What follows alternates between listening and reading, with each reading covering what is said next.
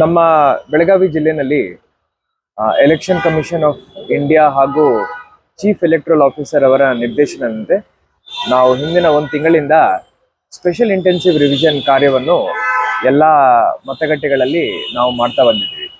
ನಮ್ಮ ಇಡೀ ಜಿಲ್ಲೆಯಲ್ಲಿ ಒಟ್ಟು 41,07,000 ಮತದಾರರು ನಮ್ಮ ಡ್ರಾಫ್ಟ್ ರೋಲಲ್ಲಿ ಇದ್ದಾರೆ.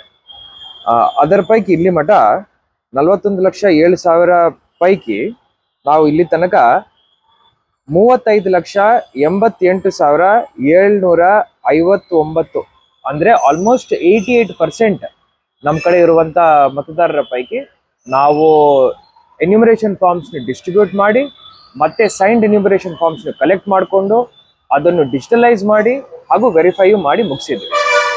ಇದನ್ನು ಹೊರತುಪಡಿಸಿ ಒಂದು 5,13,786 ಮತದಾರರು ನಾವು absentee, shifted, death, duplicate, others ಕ್ಯಾಟಗರಿನಲ್ಲಿ ASDDO ಲಿಸ್ಟ್ ಅಂತ ಏನಿರುತ್ತೆ ಆ ಕ್ಯಾಟಗರಿನಲ್ಲಿ ನಾವು ಹಾಕಿದ್ದೀವಿ.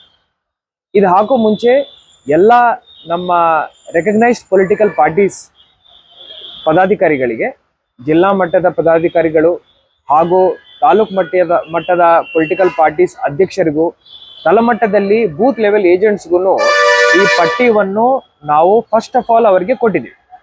ಕೊಟ್ಬಿಟ್ಟು ಆ ವ್ಯಾಪ್ತಿನಲ್ಲಿ ಯಾರು ಆಬ್ಸೆಂಟಿ, ಶಿಫ್ಟೆಡ್, ಡೆತ್, ಡೂಪ್ಲಿಕೇಟ್ ಅಂತ ನಾವು ಐಡೆಂಟಿಫೈ ಮಾಡಿದ್ದೀವಿ BLO ಮುಖಾಂತರ, ಅದನ್ನು ಕ್ರಾಸ್ ವೆರಿಫೈ ಮಾಡಿ ಅಬ್ಜೆಕ್ಷನ್ಸ್ ಇದೆ ಅಂದ್ರೆ ಕೊಡಿ ಅಂತ ಹೇಳಿ ಈ ಎಲ್ಲ ಪ್ರಾಸೆಸ್ ಒಂದು ವಾರದಿಂದ ಮಾಡಿ ಇದನ್ನು ನಾವು ಈಗ ಮುಕ್ತಾಯ ಮಾಡ್ಕೊಂಡಿದ್ದೀವಿ.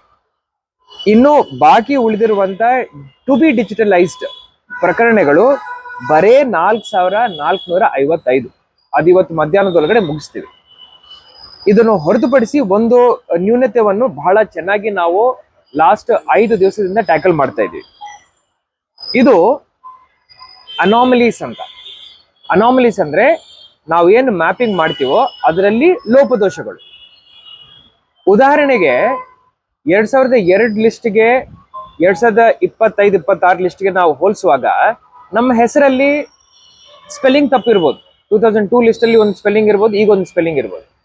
ಆ ಒಂದು ಕರೆಕ್ಷನ್ ವನ್ನು ಮ್ಯಾಪಿಂಗ್ ಮುಖಾಂತರ ಹೆಂಗ್ ಸರಿಪಡಿಸ್ಬೇಕಂತ ನಾವು BLOಗಳಿಗೆ ಟ್ರೈನಿಂಗ್ ಕೊಟ್ಟು 4.5 ಲಕ್ಷ ಅನಾಮಲೀಸ್ ಇರೋದನ್ನು ಇವತ್ತಿನಿಗೆ ಇಲ್ಲಿ ಮಠ ಅದನ್ನು 2,12,000ಗೆ ಕಡಿಮೆ ಮಾಡ್ಕೊಂಡು ಬಂದಿದ್ವಿ. ಇಡೀ ರಾಜ್ಯದಲ್ಲಿ ನಮ್ಮ ಅನಾಮಲೀಸ್ ಸಂಖ್ಯೆ ಏನಿದೆ ಅದು ಅತಿ ಕಡಿಮೆ ಇದೆ. ಬರೇ 5.17% ಅನಾಮಲೀಸ್ ಇದೆ. ನನಗೆ ಬಹಳ ನಂಬಿಕೆ ಇದೆ ಇದನ್ನು 1 ಲಕ್ಷಕ್ಕಂತ ಕಡಿಮೆ ಮಾಡ್ಕೊಳ್ತೀವಿ. ನೋಟಿಸ್ ನಾವು ಯಾರಿಗೆ ಇಶ್ಯೂ ಮಾಡ್ತೀವಿ ಅಂದ್ರೆ ಅನಾಮಲೀಸ್ ಯಾರ್ಯಾರಿಗಿದಾವೆ ಅವರಿಗೆ ನೋಟಿಸ್ ಇಶ್ಯೂ ಮಾಡ್ತೀವಿ. ಹಾಗೂ ಯಾರ್ದು ಮ್ಯಾಪಿಂಗೇ ಇಲ್ಲ, ನೋ ಮ್ಯಾಪಿಂಗ್ ಅಂತ ಏನ್ ಪ್ರಕರಣಗಳಿರ್ತವೆ ಅವ್ರಿಗೆ ನಾವು ನೋಟಿಸ್ ಇಶ್ಯೂ ಮಾಡ್ತೀವಿ. ನೋ ಮ್ಯಾಪಿಂಗ್ ಪ್ರಕರಣಗಳು ನಮ್ಮ ಜಿಲ್ಲೆನಲ್ಲಿ ಬರೇ 75,000. ಸೊ ಇದೊಂದು ಲಕ್ಷ, ಅದೊಂದು 75,000, 1,75,000 ನಾವು ನೋಟಿಸ್ ಜಾರಿ ಮಾಡ್ತೀವಿ. ಅವರಿಗೆ ಟೈಮು ಡೇಟು ಹೇಳ್ತೀವಿ. ಆ ಡೇಟ್ಗೆ ನಮ್ಮ ERO ಹಾಗೂ AEROಗಳು ಒಂದು ಹಿಯರಿಂಗ್ ಮಾಡ್ತಾರೆ, ಅವ್ರಿಗೆ ಆಪರ್ಚುನಿಟಿ ಕೊಡ್ತಾರೆ. ಅದರ ಪ್ರಕಾರ ಅವರನ್ನು ಮತದಾರರ ಪಟ್ಟಿನಲ್ಲಿ ಸೇರಿಸ್ಕೊಳ್ಳಿಕ್ಕೆ ಅವಕಾಶವನ್ನು ಕೊಟ್ಟು ಪ್ರೊಸೀಜರ್ ಫಾಲೋ ಮಾಡಿ ಅವರನ್ನು ಸೇರಿಸ್ಕೊಳ್ತೀವಿ. ಸೊ ಇದರಲ್ಲಿ ಒಂದು ಕ್ಲಾರಿಫಿಕೇಶನ್ ನಾನು ಕೊಡಬೇಕು. ಇದರಲ್ಲಿ ಯಾವುದೇ ಡಿಲೀಷನ್ ಆಗ್ತಾ ಇಲ್ಲ. ಇದು ಡಿಲೀಷನ್ ಅಂತ, ಈ ಎಕ್ಸರ್ಸೈಸ್ ಡಿಲೀಷನ್ ಅಂತ ನಾವು ತಿಳ್ಕೊಬಾರ್ದು. This is only a corrective exercise. ಏನೇನು ನಮ್ಮ ಮತದಾರರ ಪಟ್ಟಿನಲ್ಲಿ ಲೋಪದೋಷಗಳಿದಾವೆ ಅದನ್ನು ನಾವು ಸರಿಪಡಿಸ್ಕೊಳ್ತಾ ಇದ್ದೀವಿ. ಹೌದು, ಎಷ್ಟು ಜನ ಇಲ್ಲಿಂದ ಶಿಫ್ಟ್ ಆಗ್ಬಿಡ್ತಾರೆ, ಮೈಗ್ರೇಟ್ ಆಗ್ತಾರೆ, ಆಬ್ಸೆಂಟ್ ಇರ್ತಾರೆ, ಇಲ್ಲಿರಲ್ಲ, ಬೇರೆ ಕಡೆ ಇರ್ತಾರೆ. ಅವರನ್ನು ನಮ್ಮ ಮತಗಟ್ಟೆನಲ್ಲಿ ಇರುವಂತ ಪಟ್ಟಿಯಿಂದ ಅವರನ್ನು ಬೇರೆ ಕಡೆಗೆ ಶಿಫ್ಟ್ ಮಾಡೋ ಜವಾಬ್ದಾರಿ ನಮ್ದಾಗುತ್ತೆ. ಈ ಎಕ್ಸರ್ಸೈಸ್ ಮುಖಾಂತರ ಅದು ಮಾಡ್ಲಿಕ್ಕೆ ಸಾಧ್ಯ. ಬಹಳ ಸಿಂಪಲ್. ಮದುವೆ ಆದಾಗೆ ನಾವು ಮೊನ್ನೆ ಏನ್ ಮಾಡಿದೀವಿ, ಮ್ಯಾಪಿಂಗ್ ಎಕ್ಸರ್ಸೈಸ್ ಮಾಡುವಾಗ್ಲೇ ಅವರಿಗೆ ನೀವು ಸೆಲ್ಫ್ ಮ್ಯಾಪಿಂಗ್ ಮಾಡ್ಕೊಳ್ಳಿ ಅಂತ ಹೇಳಿ ಆಪ್ಷನ್ ಮಾಡಿ ಕೊಟ್ಟಿದ್ದೀವಿ. ಸೆಲ್ಫ್ ಮ್ಯಾಪಿಂಗ್ ಮಾಡಿದೀವಿ. ಹೆಂಗ? ಉದಾಹರಣೆಗೆ ಮಹಾರಾಷ್ಟ್ರದಲ್ಲಿ ಅವರ ಪೋಷಕರಿದ್ರು, ತಂದೆ ತಾಯಿಯವರಿದ್ರು, ಅವರದು ಆ ಲಿಸ್ಟ್ ಅಲ್ಲಿ ಹೆಸರು ಹುಡುಕಿ 2002 ಲಿಸ್ಟ್ ಅಲ್ಲಿ ಇವರನ್ನು ಮ್ಯಾಪಿಂಗ್ ಮಾಡಿದೀವಿ. ಮ್ಯಾಪಿಂಗ್ ಮಾಡಿಬಿಟ್ಟು ಮುಗಿಸಿದೀವಿ.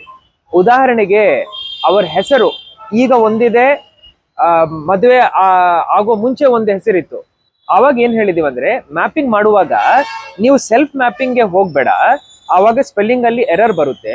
ನೀವು ತಂದೆ ತಾಯಿ ಜೊತೆ ಮ್ಯಾಪಿಂಗ್ ಮಾಡ್ಕೊಳ್ಳಿ, ಆವಾಗ ಸ್ಪೆಲ್ಲಿಂಗ್ ಮಿಸ್ ಮ್ಯಾಚ್ ಬರಲ್ಲ ಅಂತ ಹೇಳಿದೀವಿ. ಅದೆಲ್ಲ ಬಿ ಎಲ್ ಗಳು ಈಗ ಮಾಡಿ 4.5 ಲಕ್ಷ ಈ ತರ ಮಿಸ್ ಮ್ಯಾಚ್ ಇರೋದನ್ನು ಈಗ ಬರೀ 2,12,000ಗೆ ತಗೊಂಡ್ ಬಂದಿದ್ದಾರೆ. ನನಗೆ ಪೂರ್ತಿ ನಂಬಿಕೆ ಇದೆ. ಇನ್ನೊಂದು 3 ದಿವಸ ಇದೆ ನಮಗೆ. ಇವತ್ತು 6ನೇ ತಾರೀಕು, 7, 8, 9 ಒಳಗಡೆ ಇದನ್ನು 1 ಲಕ್ಷಕ್ಕಿಂತ ಕಡಿಮೆ ಮಾಡ್ತೀವಿ. And only cases which are very genuinely problematic ಅದನ್ನು ಹಿಯರಿಂಗ್ ಟೈಮ್ ಅಲ್ಲಿ ನಾವು ಟ್ಯಾಕಲ್ ಮಾಡ್ತೀವಿ. मैपिंग ऑलरेडी मुग्ध ಹೋಗಿದೆ. ಮ್ಯಾಪಿಂಗ್ ಅಭಿ ಖತಮ್ ಹೋಗ್ಯ, ಮುಗ್ದೋಗಿದೆ ಮ್ಯಾಪಿಂಗ್. ಈಗ ಮ್ಯಾಪಿಂಗ್ ನು ಮೀರಿ ನಾವು ಡಿಸ್ಟ್ರಿಬ್ಯೂಟ್ ಮಾಡಿದೀವಿ, ಡಿಜಿಟಲೈಸು ಮಾಡಿದೀವಿ, ಕಲೆಕ್ಟ್ ಮಾಡಿದೀವಿ, ವೆರಿಫೈ ಮಾಡ್ಕೊಂಡಿದೀವಿ. ಅದಾದ ನಂತರ ವೆರಿಫಿಕೇಶನ್ ಆದ ನಂತರ ಏನು ಅನಾಮಲೀಸ್ ಬರ್ತಾ ಇದಾವೆ, ಲೋಪದೋಷಗಳು, ಅದನ್ನು ಕರೆಕ್ಟ್ ಮಾಡ್ಕೊಳ್ತಾ ಇದೀವಿ. ಸೊ 5 ಹೆಜ್ಜೆ ಮುಂದಿನ ಮಾತು ಈಗ ನಾವು ಮಾತಾಡ್ತಾ ಇದೀವಿ.